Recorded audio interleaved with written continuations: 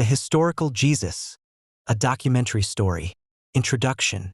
The historicity of Jesus of Nazareth has been a subject of intense scholarly inquiry for centuries. While the primary sources for understanding Jesus' life and teachings are the New Testament Gospels, historians and archaeologists also seek corroborating evidence from non-biblical texts and material remains. This documentary story explores the historical and archaeological evidence for Jesus Christ, examining both direct and indirect references, and considering the consensus within modern scholarship.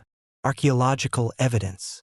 Archaeological discoveries, while not directly proving the divinity of Jesus, have significantly illuminated the historical and cultural context in which he lived and ministered.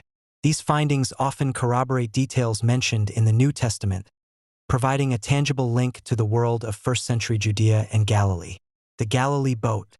In 1986, a severe drought in Israel led to the discovery of a first-century fishing vessel in the Sea of Galilee.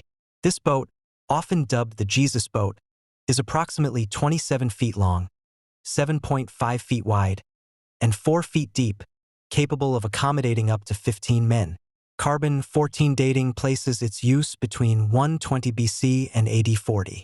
This discovery provides a concrete example of the type of vessel used by fishermen like Peter, Andrew, James, and John, and by Jesus himself when crossing the Sea of Galilee or teaching from its shores. Synagogues. Matthew records Jesus teaching in synagogues throughout Galilee. While some earlier scholars questioned the existence of synagogues before the destruction of the Second Temple in AD 70, archaeological excavations have unearthed the remains of at least 10 synagogues dating to before AD 70 in various locations, including Capernaum, Magdala, and Gamla. These findings confirm the historical accuracy of the Gospel accounts regarding Jesus' activities and the prevalence of synagogues as centers for Jewish civic and religious gatherings during his time. Pool of Siloam. John's Gospel describes Jesus healing a blind man by sending him to wash in the Pool of Siloam in Jerusalem.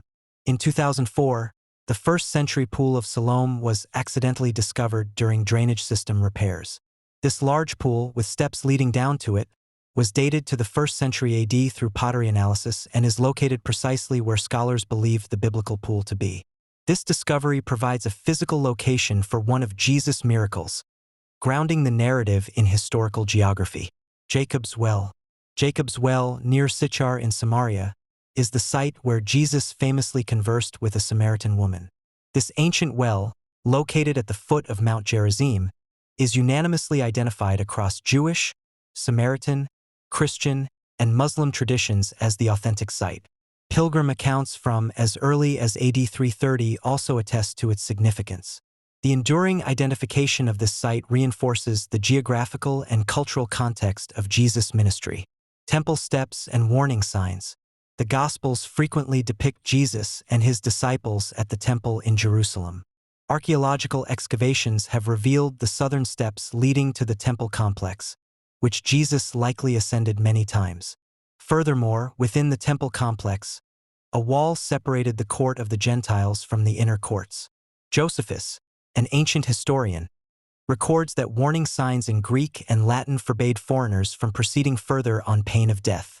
A limestone slab with such an inscription was discovered in 1871, confirming Josephus's account and providing insight into the temple's strict regulations during Jesus' time. Additionally, a first-century street with shops has been unearthed along the southern end of the western wall, showing huge stones that fell during the Roman destruction of the temple in AD 70, a vivid fulfillment of Jesus' prophecy. Caiaphas' ossuary. Caiaphas, the high priest who presided over Jesus' trial, is a significant figure in the New Testament. In 1990, an ossuary, or bone box, inscribed with Joseph son of Caiaphas, was discovered near Jerusalem. This ornate ossuary contained the remains of 6 individuals, with scholars believing one set belonged to Caiaphas himself. This discovery provides direct archaeological confirmation of a key individual in the Gospel narratives. Pilate's stone. Pontius Pilate, the Roman governor who sentenced Jesus to crucifixion, is mentioned in all 4 Gospels. While his existence was already attested by ancient writers like Josephus, Tacitus, and Philo, archaeological evidence emerged in 1961 at Caesarea Maritima. An inscription on a limestone block dedicated to Tiberius Caesar from Pontius Pilate, prefect of Judea, confirmed his title and presence in the region. Further, a copper ring unearthed at Herodium in 1968-69, cleaned and analyzed in 2018, revealed the Greek inscription of Pilatus, suggesting a personal connection to Pilate or his household. Heel bone of Jehohanan. While literary evidence for Roman crucifixion is abundant, direct archaeological evidence was scarce until 1968. During excavations in northeast Jerusalem, an ossuary containing the skeletal remains of a man named Jehohanan was found. His heel bone had a nail still embedded in it, providing gruesome proof of Roman crucifixion practices in the 1st century. This finding corroborates the historical reality of crucifixion as described in the Gospels and counters arguments that crucified victims were denied proper burial. Church of the Holy Sepulchre. Traditionally identified as the site of Jesus' crucifixion and burial, the Church of the Holy Sepulchre in Jerusalem has been a pilgrimage site for centuries. Archaeological research indicates that the site was a 1st century Jewish cemetery in a quarry outside Jerusalem's city walls, aligning with biblical descriptions. Mortar samples from the edicule or shrine surrounding the purported tomb, tested during recent restorations, confirmed its construction in the mid-4th century, consistent with ancient accounts of Emperor Constantine's building efforts. While absolute proof remains elusive, the archaeological and early literary evidence strongly supports this location as the traditional site of Jesus' tomb. Nazareth inscription. The Nazareth inscription is a marble slab with a Greek edict from Caesar imposing the death penalty for disturbing tombs. It was once thought to be a Roman response to the empty tomb of Jesus. However, recent isotope analysis in 2020 of the marble suggests its origin is from the Greek island of Kos, not Nazareth. Scholars now believe it is more likely related to a local tyrant named Nicaeus, whose tomb was desecrated, rather than directly to Jesus. This highlights the ongoing nature of archaeological interpretation and the importance of new scientific methods. Non-biblical textual sources. Beyond archaeological finds, several non-biblical ancient authors provide valuable textual evidence for the existence of Jesus and early Christianity. Tacitus. Cornelius Tacitus, a Roman historian writing around AD 115, mentions Christus in his Annals in connection with the Great Fire of Rome in AD 64. He states that Nero blamed the Christians, a group named after Christus, who had been executed in the reign of Tiberius by the procurator Pontius Pilate. This passage is widely considered authentic and provides independent confirmation of Jesus' execution under Pilate. Josephus. Flavius Josephus, a Jewish historian writing in the late 1st century AD, provides 2 significant passages concerning Jesus in his Antiquities of the Jews.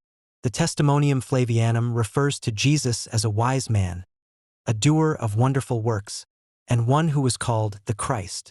While this passage likely contains later Christian interpolations, most scholars agree that a historical core mentioning Jesus existed in Josephus's original text. Josephus also mentions the execution of the brother of Jesus, who was called Christ, whose name was James. This reference to James, the brother of Jesus, is widely accepted as authentic and provides another independent attestation to Jesus' existence. Pliny the Younger. Pliny the Younger, a Roman governor of Bithynia Pontus, wrote to Emperor Trajan around AD 112 seeking guidance on how to deal with Christians. He describes their practice of meeting on a fixed day to sing hymns to Christ as to a god. This letter offers an early glimpse into Christian worship practices and confirms their reverence for Christ. Suetonius. Suetonius, a Roman historian writing in the early 2nd century AD, mentions in his Life of Claudius that Emperor Claudius expelled the Jews from Rome because they constantly made disturbances at the instigation of Chrestus. While the spelling Chrestus is used, many scholars believe this refers to Christ and indicates the early presence of Christians in Rome and the tensions they caused within the Jewish community. Mara bar Serapion. Mara bar Serapion, a Syrian philosopher, wrote a letter to his son sometime after AD 70, urging him to pursue wisdom.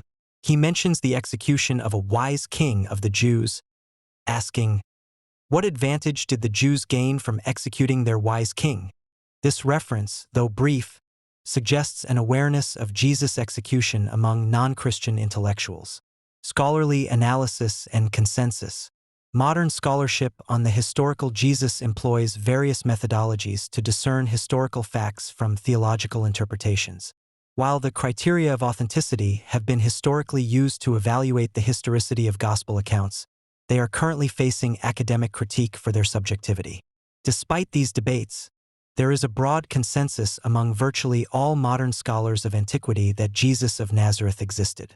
Key historical facts widely accepted include that Jesus was a Jewish teacher from Galilee, was baptized by John the Baptist, gathered disciples, performed exorcisms and healings, taught in parables, and was crucified in Jerusalem under Pontius Pilate.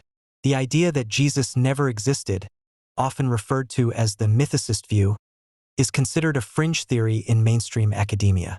Conclusion: the historical evidence for Jesus Christ, derived from both archaeological discoveries and non-biblical textual sources, provides a robust framework for understanding his existence and the context of his life. While these sources do not address theological claims, they firmly establish Jesus as a historical figure who lived in first-century Judea and Galilee, whose ministry and death had a profound impact on his contemporaries and subsequent generations. The ongoing interplay between archaeology, ancient texts, and critical scholarship continues to enrich our understanding of this pivotal figure in history.